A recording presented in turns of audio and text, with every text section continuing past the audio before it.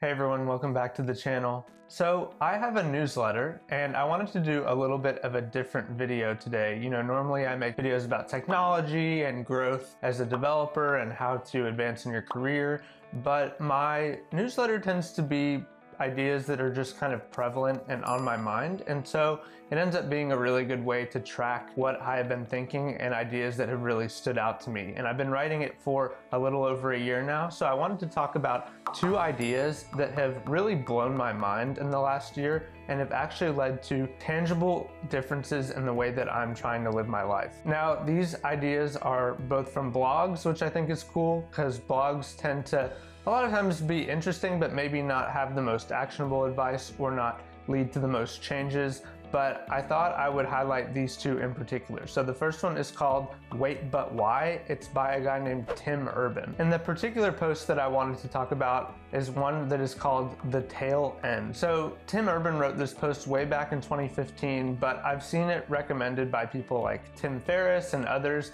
and I eventually got around to reading it in the past years, and it has really changed the way that I think about time. And so the basic ideas from the blog post are that Tim Urban starts out talking about how if you laid out a 90-year-old life in weeks, what it would look like. And the spoiler is that it's not actually that long.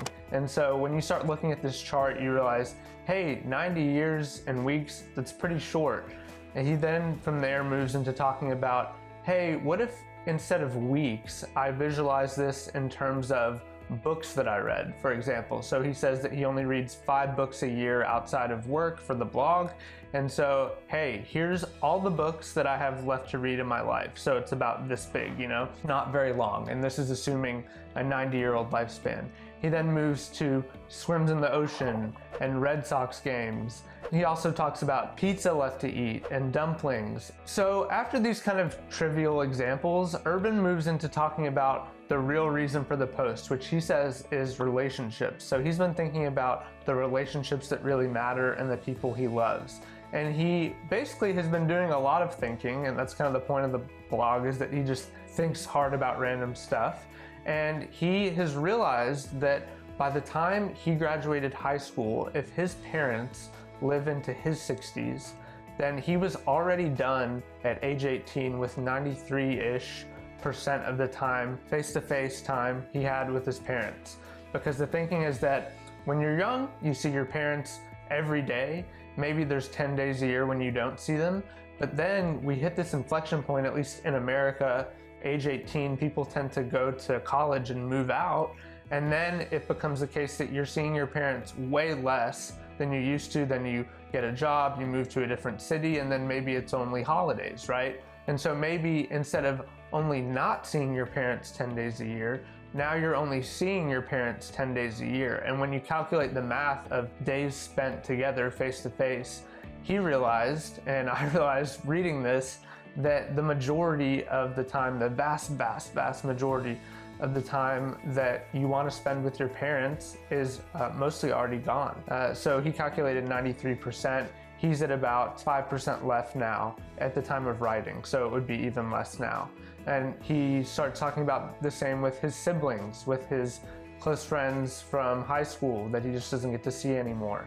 And so I really started thinking about this. It made a huge impact on me. One quote that really stood out is that he says that when you look at that reality, you realize that despite not being at the end of your life, you may very well be nearing the end of your time with some of the most important people in your life. And so, of course, that really stood out. And then he starts talking about a few takeaways. What do we do with this information? He asks.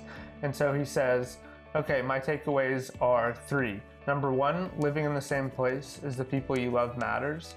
Number 2, priorities matter. So is it a priority to spend time with the people you love? And then number 3, quality time matters. So thinking about the fact that you are likely in the last 10% of the time that you are going to get to spend with some of these people. And so that has really shaped my thinking over the past year or so. The pandemic brought that into even sharper focus because I wasn't able to see a lot of my loved ones, as many of us weren't, and definitely not complaining at all. The nature of the beast was that we were in our houses, right?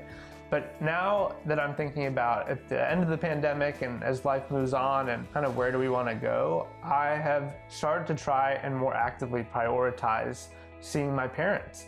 And so I actually, in 2020 and 2021, have set explicit numerical goals for myself about seeing my parents face to face. And so before, it used to be the kind of thing where it's like, yeah, holidays, like, I'll see you guys every 6 months or so. But now my thinking has really changed, and a lot of it is due to this blog post and the pandemic together, but a lot of it is this blog post. So if you haven't read it, I kind of just gave you a recap, but I think it's worth reading on its own. It's very short, and I hope it brings about positive changes in your life as it has done for me. Okay, so the next idea I want to talk about is this idea from a guy named Naval Ravikant, who is a venture investor in Silicon Valley, but he's also kind of like a pseudo philosopher.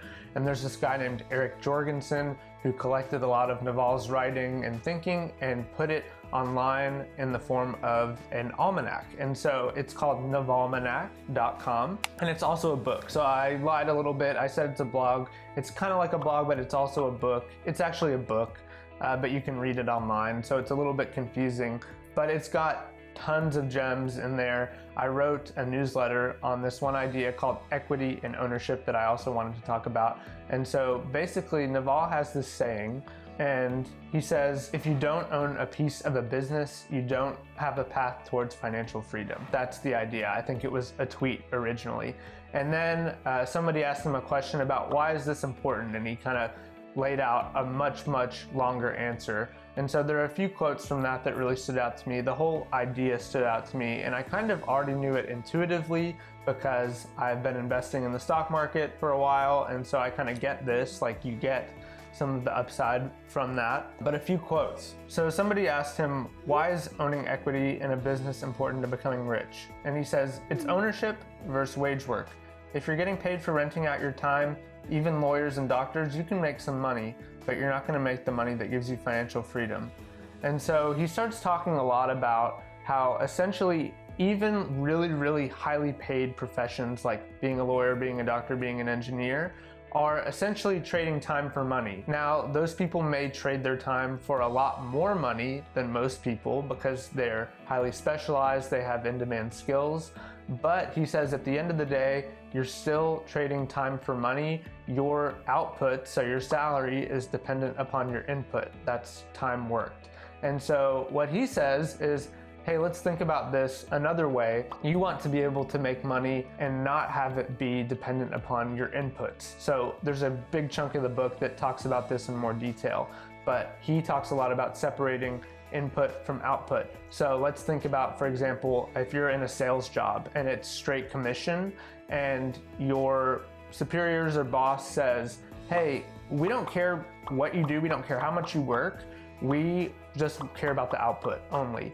And you're gonna get paid on a straight commission basis based on your output. Naval would say that's where you wanna be, because if you can get really good and just make a few big sales, at that point you've separated your inputs from your outputs to a certain degree, at least in terms of time. And what he talks a lot about is time. Another thing Naval says is that you can't earn when you're sleeping. So when you have equity in a business, he says you can earn when you're sleeping. You also own the upside. And so you can earn non-linearly is what he says. So you can have that kind of non-linear growth. Whereas when you're just trading time for money, it's gonna look like a straight up and to the right. Like the more you work in theory, the more you make, and there's not really much variability there. And so this was a really interesting idea for me. It kind of formalized things that I already knew intuitively, but it started me thinking a little bit more about how can I own more equity in businesses. So I mentioned I already invest in the stock market. I have the privilege to be able to do that, but he also talks about IP, being an early startup employee, starting your own business, all these kinds of things.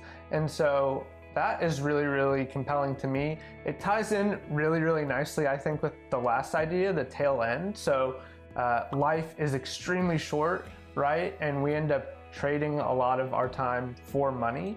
And so let's say maybe I want to spend more of that time with my parents because I've realized after reading the tail end that I'm in the last 5-ish, 7-ish% of my time with them.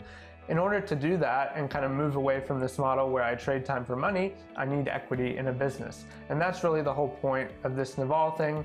There's a lot more that you could say about it right here. I think it's a great post, so I will link both of those below. But I highly recommend doing some reading, doing some thinking. These have really changed my thought process in the past year or so, like I said, and I think I'm going to be on a path because of reading these things that is ultimately going to be more fruitful and more fulfilling, and I wish that for you too. So that's it. That's all I've got for today. Thanks for bearing with a slightly different, non-technical video. Hope you found it helpful. If you did, please consider subscribing, and I'll see you in the next one. Thanks.